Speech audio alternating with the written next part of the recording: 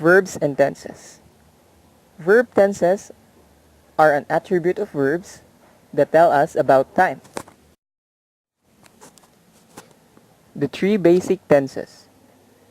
First is the present, or the now tense, for it expresses an action that is presently happening.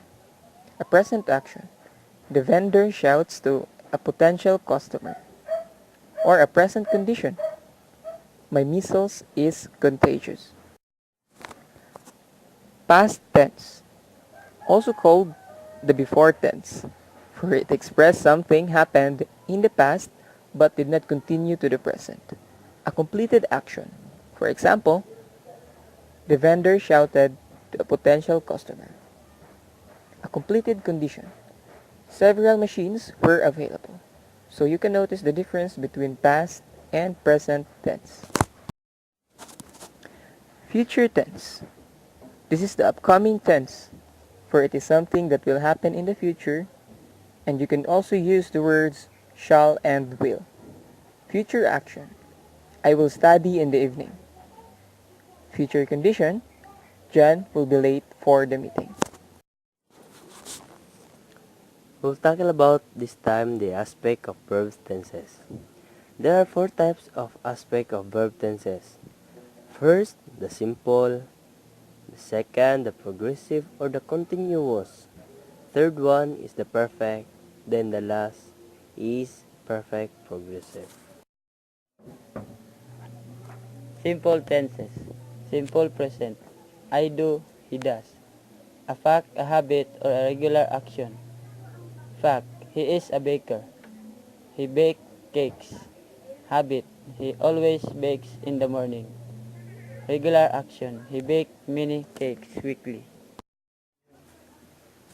Simple past, a completed action at a specified time in the past. He baked a cake yesterday. For example, yesterday, a week ago when he was 15. Simple future, verbs that shows action that have not taken place yet, but that will take place in the future. He will bake a cake tomorrow. The second aspect of the tenses, progressive tense. This is used with the action verbs, also used when we are stressing the continuous duration of a specific action mentioned.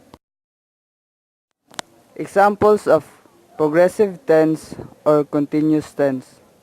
Continuing present action. I am studying biology this semester. Continuing action in the past.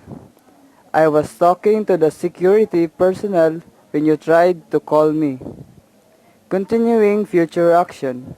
Paul will be surfing all weekend. Perfect tense. This shows an action that is already completed. The word perfect literally means made complete or completely done. They are formed by the appropriate tense of the verb to have plus the past participle of the verb. Present perfect tense. I have seen it. Present tense of to have plus participle. Action is completed with respect to the present. Past perfect tense. I had seen it. Past tense of to have plus participle. Action is completed with respect to the past. Future perfect tense. I will have seen it. Future tense of to have plus participle. Action is completed with respect to the future. All the aspect tenses has done to be spoken or to be explained. Now we will continue about the perfect progressive. Perfect progressive. It describes an action that began in the past, continues in the present, and may continue in the future. This tense is formed by using has been or have been, and the present participle of the verb form ending in ing, or it will form as a gerund form. Now we will go to the examples. First example is about the present perfect progressive tense. She's been working hard recently. Jack has been painting for 4 hours. Next is the past perfect progressive tense. They had been walking for so long before they reached destination. The last one is the future perfect progressive tense. I will have been studying for 6 years by the time I finishes my exam.